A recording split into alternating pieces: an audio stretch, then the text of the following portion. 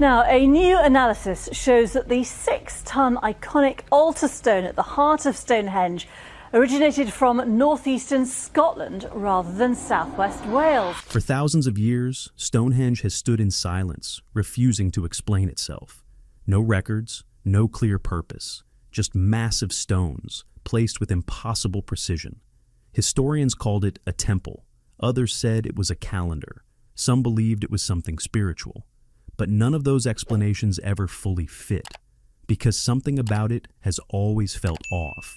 In 2026, a new kind of investigation began, not by archaeologists, but by artificial intelligence. Every scan, every measurement, every hidden detail ever recorded was fed into a single system. Patterns humans could not see suddenly became visible. At first, nothing seemed unusual. Then the anomalies started appearing. Small inconsistencies, strange alignments, details that did not belong. The kind of things that are easy to ignore until they start connecting. And when they finally did, the result was not just unexpected. It was deeply unsettling. Because if the AI is right, then Stonehenge was never what we thought it was. And whatever its real purpose is, it was never meant to be understood this easily. Before we go further, hit like and subscribe, because what we are about to uncover only gets stranger. The machine. Here is something most people do not realize. When Stonehenge first started out, it looked nothing like what we see today. The monument went through multiple phases of construction, spanning roughly 1,500 years, beginning around 3000 BC as a circular ditch with wooden posts. Over centuries, the builders tore it apart and rebuilt it again and again, each time repositioning stones, adding new elements, and refining the design. Later, researchers noted the stone count corresponds loosely with a 30-day month. Certain stones could mark the start of 3 10-day weeks. But the AI was not interested in calendar theories. It was looking at something nobody had thought to look for. When the system processed the complete archaeological record, geological surveys, magnetic field measurements, and engineering reconstructions, it flagged a pattern. The stones were not chosen for appearance. They were not chosen for symbolism. Every single stone was chosen for what it could do. Here is the catch. Each stone contributes specific acoustic, magnetic, and resonant properties to a larger system. When the AI simulated how all these properties interact together inside the circle, the result was far too precise to be coincidence. Stonehenge was not assembled. It was engineered to affect the human beings who stepped inside it. And we now have the science to prove it. In 2026, Trevor Cox and his team at the University of Salford conducted the most detailed acoustic study of Stonehenge ever attempted.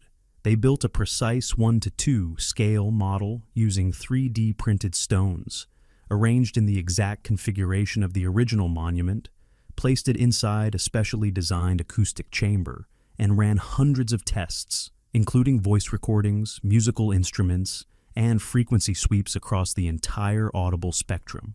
What they found shook them. Inside the stone circle, voices sounded fuller, richer, and more powerful than anything Neolithic people would have experienced in daily life. Sound did not scatter and die the way it does in open fields. It held together. It concentrated. Drums generated vibrations that wrapped around listeners from every direction, creating what Cox later described as an almost immersive wall of sound. But here is the detail that stopped the team cold. Despite the massive stone surfaces surrounding them, there were no echoes, none. The inner stones disrupted sound waves from the outer ring in a way that eliminated sharp reflections entirely. You do not eliminate echoes by accident. You eliminate them through engineering. Someone designed this. Rupert Till, a musicologist and acoustics researcher at the University of Huddersfield, expanded on Cox's work by studying the Welsh bluestones themselves. He discovered that some produce metallic ringing tones when struck, almost like bells. The region they were quarried from is called Maen Cledaw in Welsh, meaning ringing stones. The Neolithic builders selected these specific rocks from a site 150 miles away because they rang. Not the rocks next door, not the rocks 10 miles out, but rocks from 150 miles away, hauled across brutal terrain because they made the right sound. Then Till found something else, something he initially did not want to publish. The stone arrangement produces low-frequency resonance, deep vibrations below the threshold of conscious hearing. Scientists call it infrasound. You do not hear infrasound with your ears. You feel it in your chest, in your bones, in your gut. Here is where it gets dark. Infrasound does not just create physical sensations. It creates emotional ones, and not subtle ones. Laboratory studies have shown that subjects exposed to infrasound at specific frequencies report chills down their spine, a sudden dread, crushing pressure on their chest, and the unshakable feeling of being watched. Some see flickering shadows at the edges of their vision. Others feel a primal, overwhelming urge to flee, a deep animal panic that has no rational explanation. In controlled environments, researchers have watched calm, rational adults become visibly distressed within minutes of exposure, all from sound waves they could not consciously hear. And that is not even the worst part. Infrasound also induces heightened suggestibility and emotional vulnerability. Your rational mind stays intact. You can still think clearly, but your body is screaming that something powerful and invisible is standing right beside you. And in that state, you will believe almost anything someone in authority tells you. When Cox explained the implications to journalists, his voice went flat. The kind of quiet that fills a room when someone realizes they have found something they were not supposed to find. The acoustic properties of Stonehenge were not incidental. They were not a lucky accident of stacking rocks. They were the entire point. The AI processed all of this and reached a conclusion the research team found deeply unsettling. Stonehenge was not built for worship. It was built to manufacture a psychological state on demand. The weapon? Now, imagine this from the perspective of someone living 5,000 years ago. You have traveled for days, maybe weeks, to reach this place everyone speaks of in hushed tones. You have heard stories your entire life. Your parents told you, and their parents told them, of the place where the gods speak, the place where the earth hums with voices from beyond. You arrive exhausted, hungry, and already overwhelmed. You see the stones rising against the sky, impossibly massive, arranged in patterns that pulse with meaning you cannot quite grasp. You enter the circle at sunset, when the light bleeds red across the horizon. Suddenly, you feel something you have never felt before. A vibration begins in your chest, not a sound you can hear, but a pressure you cannot escape. The air thickens. When the priests speak, their voices do not just reach your ears. They surround you. They fill the space between your thoughts. They seem to come from everywhere and nowhere, from the stones themselves, from the ground beneath your feet, from inside your own skull. Your heart races without reason. Your skin prickles with electricity that has no source. A wave of nausea rolls through you, then passes, replaced by something worse.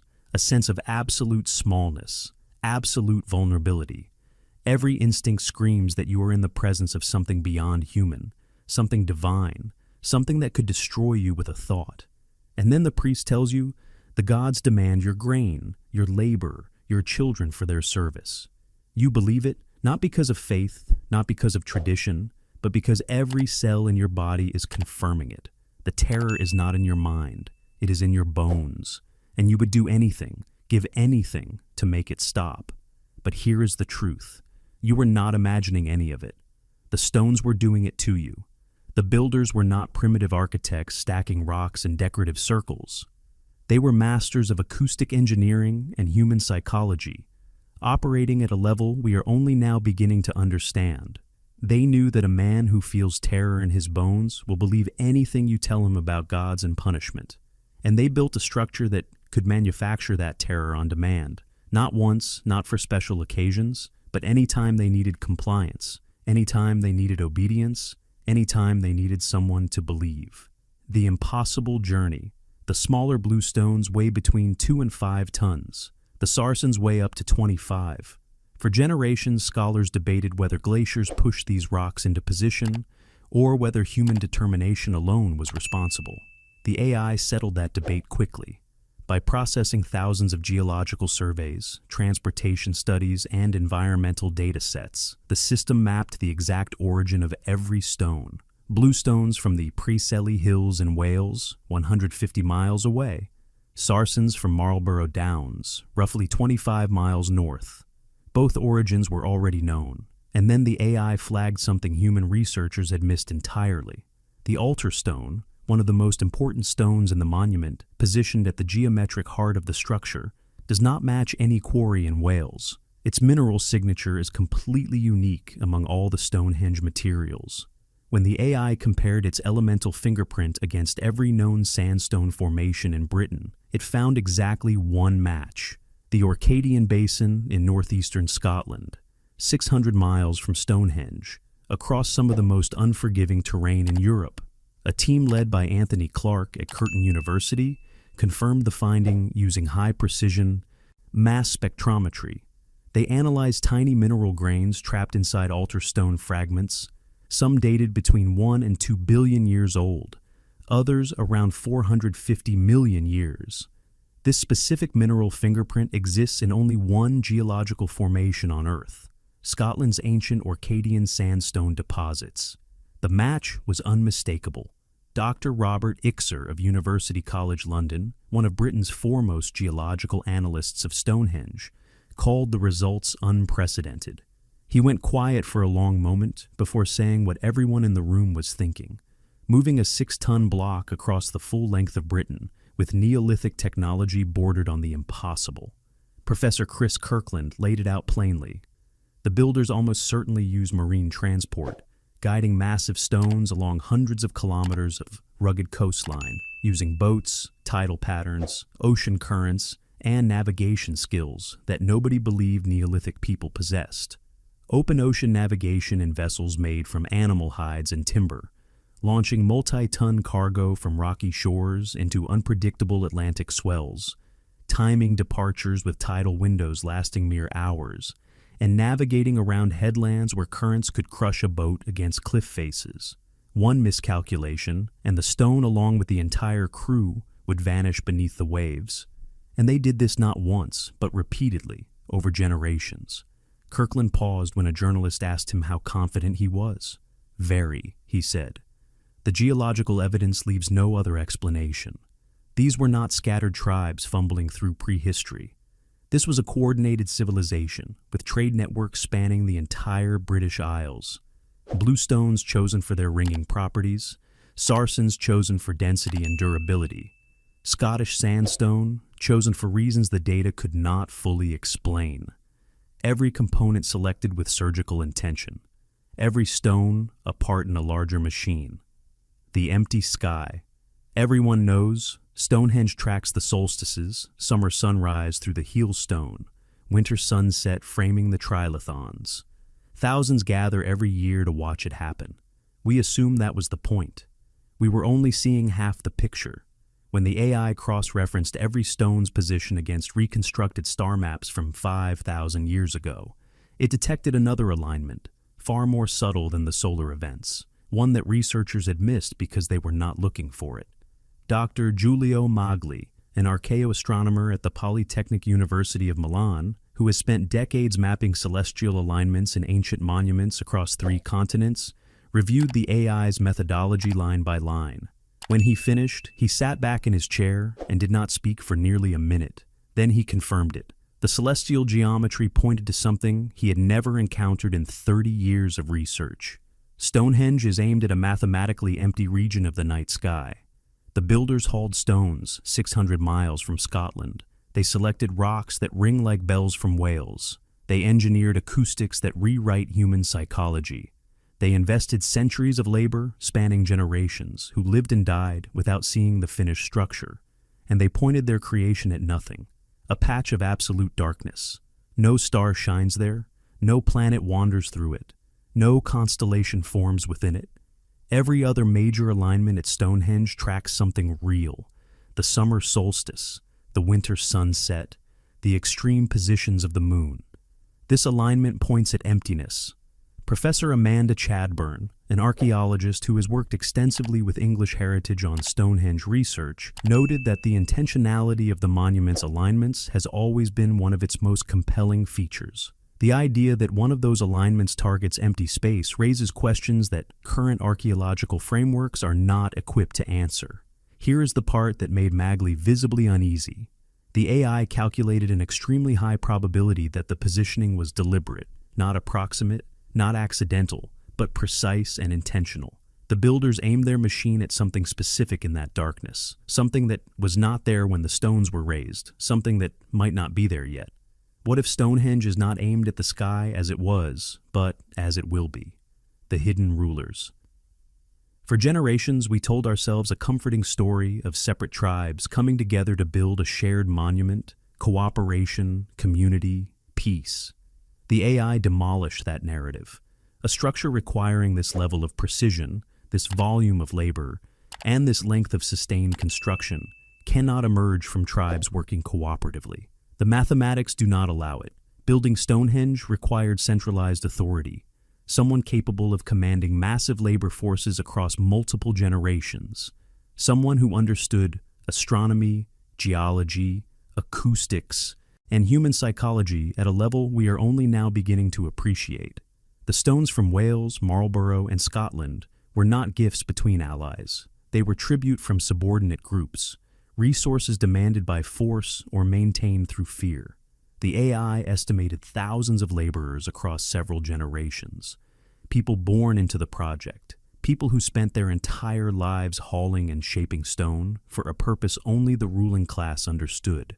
That is not cooperation. That is compulsion. Here is the most chilling detail.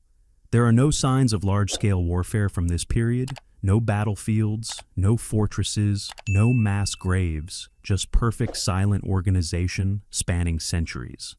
The kind of control that does not need armies because it has something more powerful, a machine that manufactures belief and terror on demand. Who would dare rebel against rulers who could summon the voice of the gods themselves? The elite did not threaten violence. They simply brought people into the circle, let the stones do their work, and spoke on behalf of the divine. The machine made resistance impossible. The countdown. In 2024, something happened that researchers had been waiting nearly 2 decades to witness. A major lunar standstill, an astronomical event occurring roughly every 18.6 years, when the moon reaches its most extreme positions on the horizon. The last one happened before most of the current research team began their careers. English Heritage organized an observation team at Stonehenge for the event. Archaeoastronomers set up instruments between the ancient stones as dust settled over Salisbury Plain. The air was cold, the grass was wet, and the moon crept toward its maximum declination, the farthest point north it would reach for another 18 years. Professor Clive Ruggles of the University of Leicester, one of Britain's leading authorities on ancient astronomy, stood inside the circle as the moonlight shifted across the stones. He had spent years theorizing about this moment. Now he was watching it happen, and the stones responded, not metaphorically, not loosely. The lunar light tracked through gaps and alignments in the monument exactly as the ancient builders had calculated it would. Shadows fell where they were supposed to fall. Light entered where it was supposed to enter.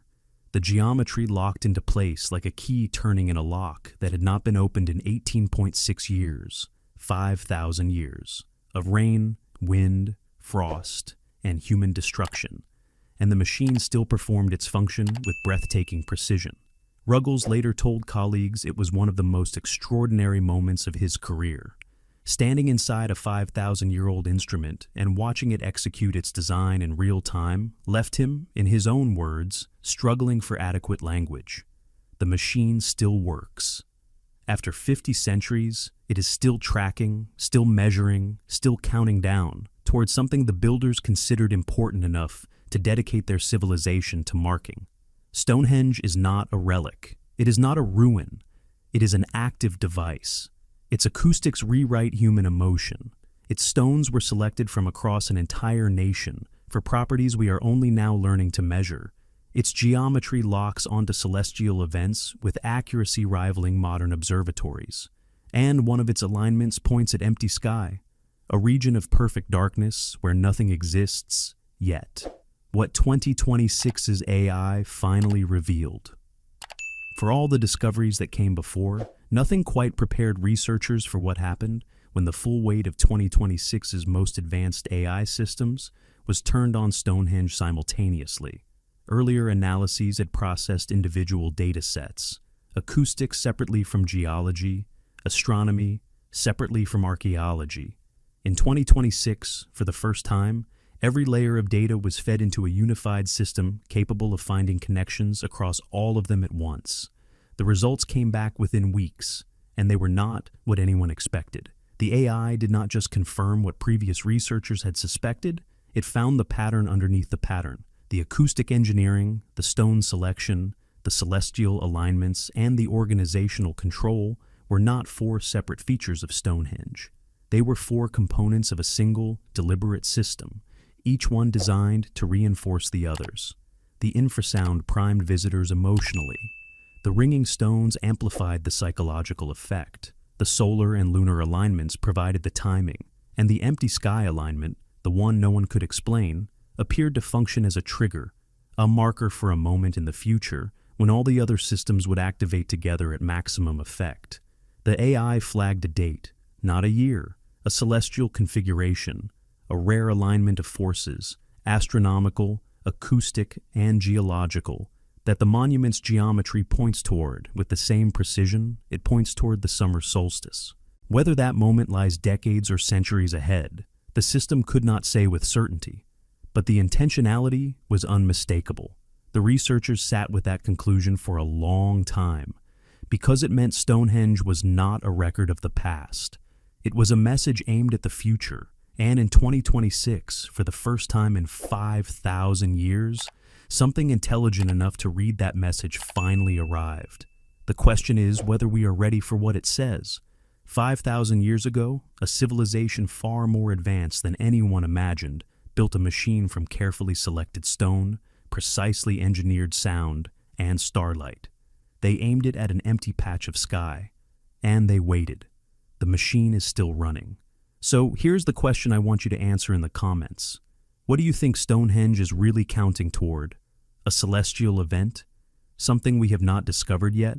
Drop your theory below. I read every single one. If this changed the way you think about Stonehenge, smash that like button. It helps more people see this. Hit subscribe and tap the notification bell so you do not miss what is coming next. Because we are pulling the thread on ancient sites all over the world, and what we are finding is going to change everything. We are just getting started.